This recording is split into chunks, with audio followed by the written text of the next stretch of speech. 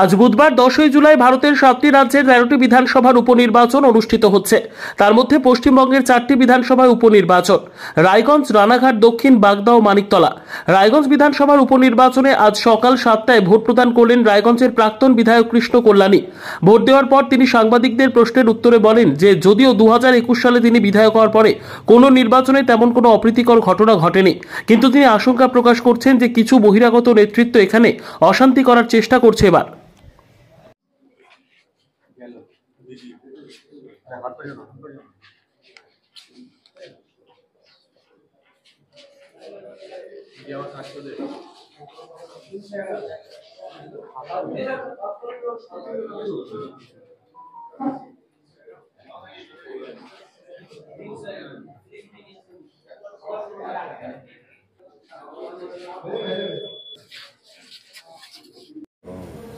বাজার তো দুধ বাজার তো 42 পরে, হ্যাঁ 42 পরে নির্দলের কি আছে প্রপোজালের পরে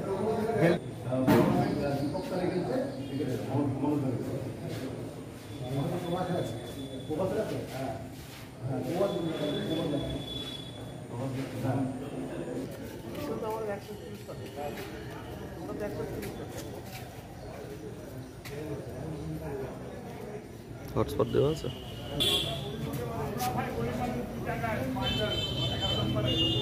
অনেকটা কি বলে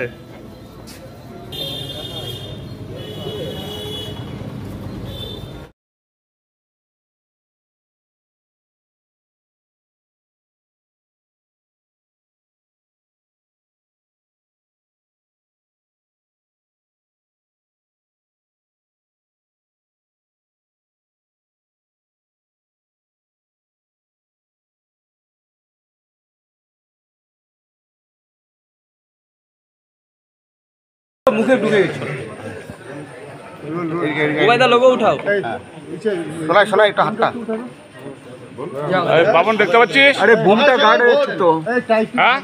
আজকে দেখুন রায়গঞ্জের উপনির্বাচন, আমার ভোট রায়গঞ্জ করোনেশন হাই স্কুলে বুমটা নিচে নামান একটু। ভোট দিয়ে এখন বিভিন্ন বুথে আমি যাব পরিদর্শনের জন্য। এখন পর্যন্ত যেটা মানে সব জায়গায় ভোট কম বেশি চালু হয়ে গেছে। আমাদের এখানে আমাদের বুথে একটু দেরি করে চালু হয়েছে 10 মিনিট। এখন পর্যন্ত কোনো অপ্রীতিকর কোনো ঘটনা শুনিনি। এখন পর্যন্ত শান্তি শৃঙ্খলতা বজায় রয়েছে। বর্তমানটা নামা একটু কোনো রকম ওই ধরনের যদি হয় তাহলে আপনাদের সম্মুখে আসবো আর জনগণের উদ্দেশ্যে অবশ্যই। আশঙ্কা করছেন কোনো ঝামেলা হতে পারে? দেখুন 2021 বিধানসভা থেকে দাঁড়িয়ে বিধায়ক হওয়ার পর 2023-এ যেমন পঞ্চায়েত কোনো দেখা যাচ্ছে না, গন্ডগোল সন্ত্রাস হয়নি।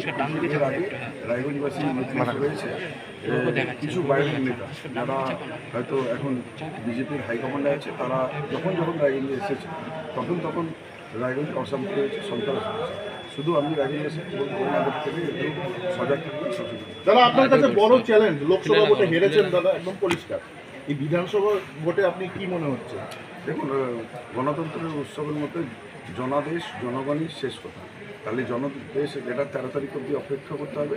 তবে যেই হিসাবে উন্নয়নকে পাথেয় করে যেই হিসাবে এবার প্রচার করা হয়েছে, সাধারণ মানুষ যেই হিসাবে আমাদের সমর্থন দেখিয়েছে আর যেই হিসাবে তারা সাড়া দিয়েছে, তাতে আপনারা দেখবেন এবার বিপুল ব্যবধানে তৃণমূল কংগ্রেস এই সিটি যেটার ব্যাপারে